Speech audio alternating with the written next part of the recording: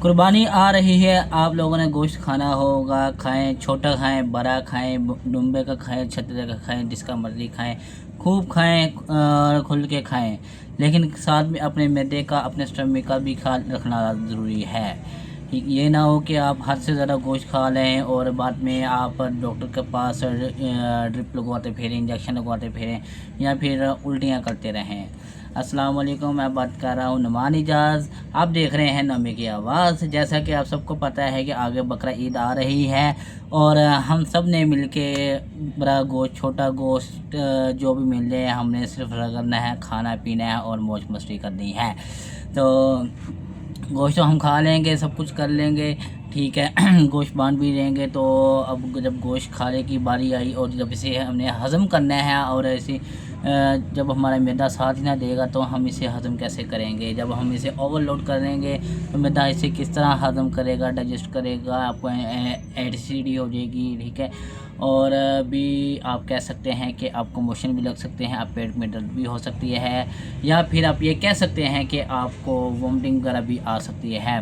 क्योंकि जब मैदे में गर्मी हो जाएगी, आपको भूख नहीं लगेगी, आप ओवर हो जाएंगे, ठीक है, आपका पेट अफरा हो जाएगा, आपको मोशन भी लग सकते हैं। तो इन सब का एक सलूशन है, ये है कि आपने इमरजेंसी मेडिसिन अपने पास रखी हैं, क्योंकि ईद के दौरान ज़्यादातर फार्मेसी या मेडिकल स्टोर बंद रहते हैं, जो कि मेडिसिन मिलना नामुमकिन मुश्किल हो जाता है, ठीक है। और ये वो मेडिसिन कौन कौन सी हैं जो कि आपने अपने पास रखनी है। सबसे पहले यह आता है गैविस्कॉन सिरप, ठीक है। ये आपकी मैदे की तज़ाबियत, आपकी मैदे की जलन, खाना हज़म ना हो रहा हो, उसको हज़म कर देता है। उसके बाद आ गया आपका रेज़िक 2040 कैप्सूल, या फिर आ गया आपका उसे क्या कहते हैं, रेज़िक 2040 सैशे, ठीक है।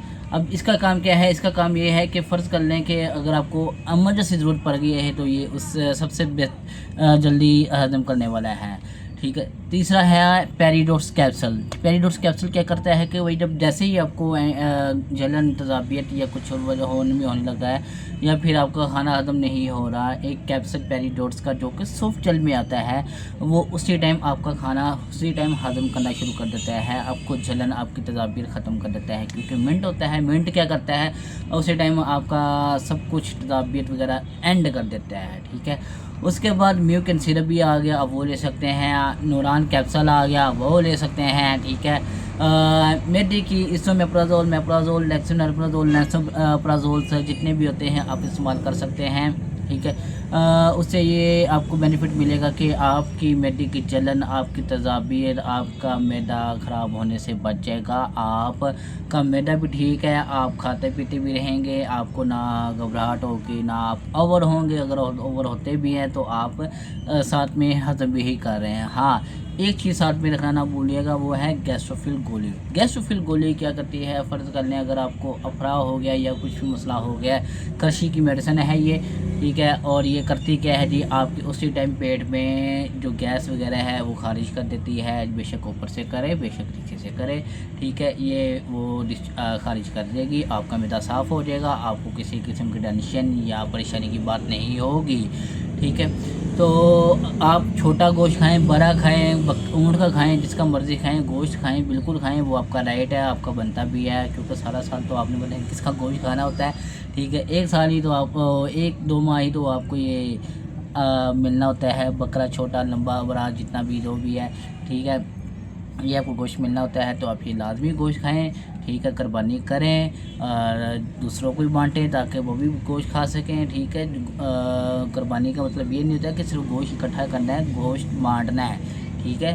तो अगर आप सुनते हैं इब्राहिम आप कर रहे हैं तो अल्लाह आपको और दे, अल्लाह आपको मज़ीद दे ताकि आप मज़ीद करें, जिनको नहीं, जो नहीं कर पा रहे वो भी करें, ठीक है। अल्लाह उनको भी ही मज़ीद अता फ़रमाए ताकि वो भी नेक्स्ट टाइम कर सकें।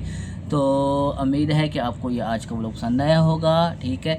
तो जो भी आपकी मेडिसिन की मैदे की वजूहात यह है, यहाँ अगर आपको पता है कि भाई एक चीज़ आपको सूटेबल नहीं है, आपने उसे अवॉइड करना है। ये ना हो कि फ्री के चक्करों में आप ये खाना पीना सब कुछ परहेज़ जो है वो ना कर रहे हैं और आपके मैदा फिर डिस्टर्ब हो जाए और फिर आप दोबारा वहीं से जहाँ स्टार्ट किया था वहीं पे पहुँच जाएँ। तो اسی کے ساتھ دیں ہمیں اجازت. امید کرتا ہوں آپ کو وہ لوگ پسند آیا ہوگا.